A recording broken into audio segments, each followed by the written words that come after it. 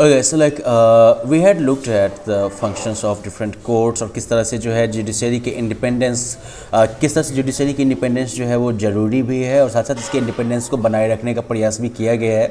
Now we are going to start with this case study in today's session or like this session जहाँ पर कि हम पहला case जो है that is Appa Saheb versus State of Maharashtra. तो ये इंडिविजुअल वर्सेज स्टेट आपका हो गया, राइट. तो अप्पा साहब वर्सेज स्टेट ऑफ महाराष्ट्र जो है बहुत ही रिसेंट केस है, डॉरी के प्रैक्टिस से रिलेटेड है, ये दहेज प्रथा से रिलेटेड है. ये अप्पा साहब जो कि भीमाबाई के हस्बैंड हैं, तो अप्पा साहब और उनकी mother Kadubai they were accused of dowry death. तो वो जो है दहेज हत्या का उनके ऊपर आरोप लगा था. At the time of the marriage of Bhimabai to Appa Saheb, a sum of rupees 5,000 and some gold ornaments were given to the family of the bridegroom.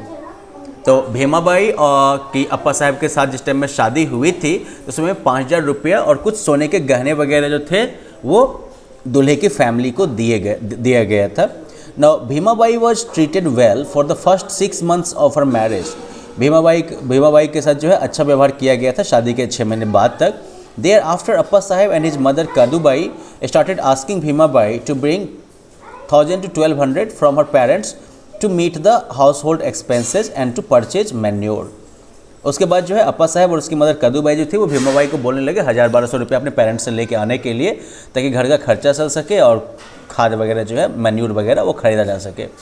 Bhimabai ने अपने पेरेंट्स को बताया कि उसको जो है तंग किया जा रहा है उसके इन लॉज के द्वारा, ठीक है, जो कभी कभार जो है उसकी पिटाई भी कर देंगे. अब जो ये जो पैसा मांगने की जो प्रैक्टिस है वो किसी डिफरेंट काम के लिए ये जो है 15 सितंबर 1991 तक चली, जबकि भीमाबाई ने जो है जहर खा लिया. भीमाबाई के फादर जो थे तुकाराम, उन्होंने जो है दहेज हत्या का केस किया, साथ ही साथ जो है सुसाइड में हेल्प करने का अबेटमेंट का जो है चार्ज लगाया और क्रुएल्टी टू अ वुमन, औरत के साथ जो है क्रूरता का आरोप. तो ये सारे आरोप जो है उन्होंने उसके हस्बैंड अप्पा साहब और उनकी मदर के खिलाफ लगाया. तो ये केस, इस ट्रायल जो इस केस का हुआ तो वो सेशन कोर्ट में रखा गया. तो सेशंस कोर्ट क्या है? डिस्ट्रिक्ट लेवल का हाईएस्ट क्रिमिनल कोर्ट हो गया आपका. तो जो सेशंस जज थे उन्होंने जो है चार्ज फ्रेम किया था dowry death, abetment to suicide and subjecting a woman to cruelty. तो ये 3 चार्जेस लगे, ठीक है, डॉरी डेथ का आरोप, साथ साथ जो है सुसाइड करवाने का आरोप और महिला के अगेंस्ट क्रूएल्टी का आरोप. Total 6 witnesses were examined and documentary material was produced to establish the case. 6 witness प्रस्तुत किए गए थे और साथ साथ जो पेपर वगैरह थे वो प्रस्तुत किए गए थे केस इस्टेब्लिश करने के लिए.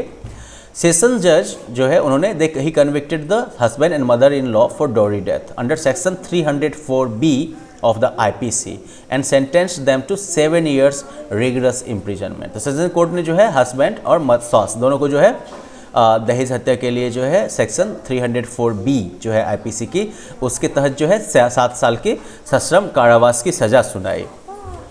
However, the judge acquitted them of all other charges. लेकिन जज ने जो है उन्हें बाकी चार्जेस से जो है मुक्त कर दिया.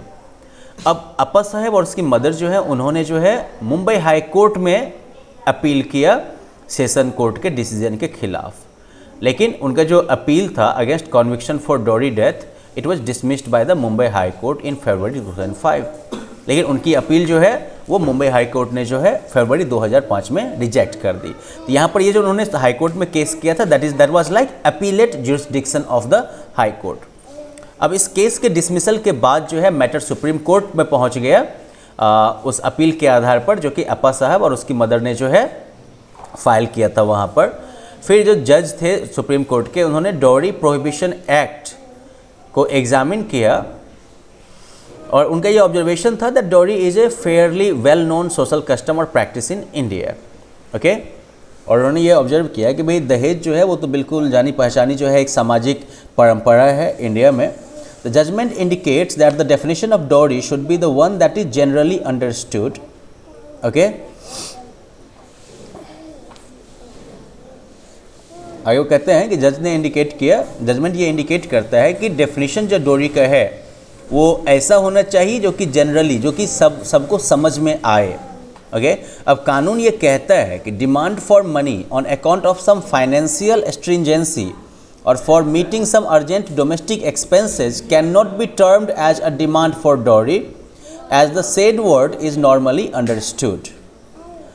लॉ ये कहता है कि किसी फाइनेंशियल बर्डन की वजह से, फाइनेंशियल जो है मजबूरी की वजह से, या फिर किसी अर्जेंट घरेलू खर्चे की वजह से अगर पैसे की डिमांड होती है, पैसे की मांग की जाती है, तो उसे जो है दहेज के डिमांड के तौर पर नहीं देखा जा सकता है, ठीक है, जैसा कि इसको अक्सर मान लिया जाता है।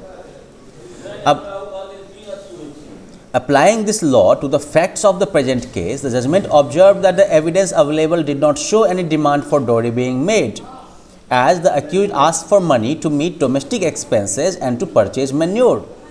अब इस कानून को जो है उस पर्टिकुलर केस में अप्लाई करते हुए जज ने ऑब्जर्व किया कि जो भी उपलब्ध एविडेंस हैं, एविडेंस अवेलेबल, वो ये नहीं दिखाते हैं कि दहेज की मांग की गई थी, क्योंकि अक्यूज ने जो है डोमेस्टिक एक्सपेंसेस, घरेलू खर्चा और मैन्यूर खरीदने के लिए पैसे की डिमांड की थी, और इसलिए जो एसेंशियल इंग्रेडिएंट है डिमांड फॉर डॉरी, वो जो है इस केस में इस्टेब्लिश नहीं हो सकता, और इस तरीके से हस्बैंड और मदर इन लॉ दोनों जो थे वो डॉरी डेथ के चार्जेस से फ्री हो गए।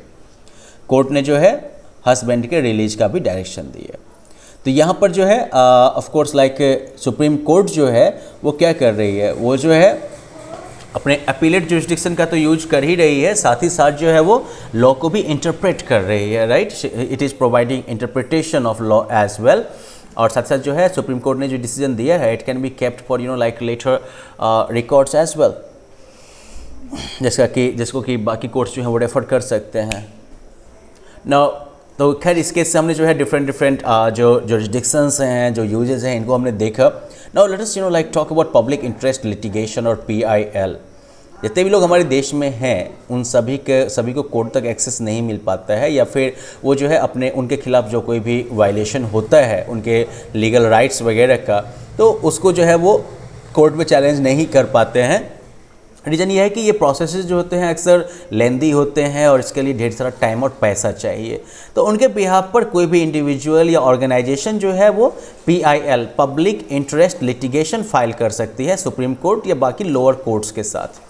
तो बहुत सारे केसेस में जो है PIL जो है वो काफ़ी सक्सेसफुल रहे हैं लोगों को न्याय दिलाने में। जैसे हाल फिलहाल में 2018 में एक्चुअली सुप्रीम कोर्ट ने एक हिस्टोरिक जजमेंट पास किया था, ठीक है, जिसमें कि उसने उस कानून को ख़त्म किया था जिसके आधार पर 10 से 50 साल की ग्रुप की जो महिलाएं हैं वो सबरीमाला टेम्पल जो केरला में उसमें एंटर नहीं कर सकती।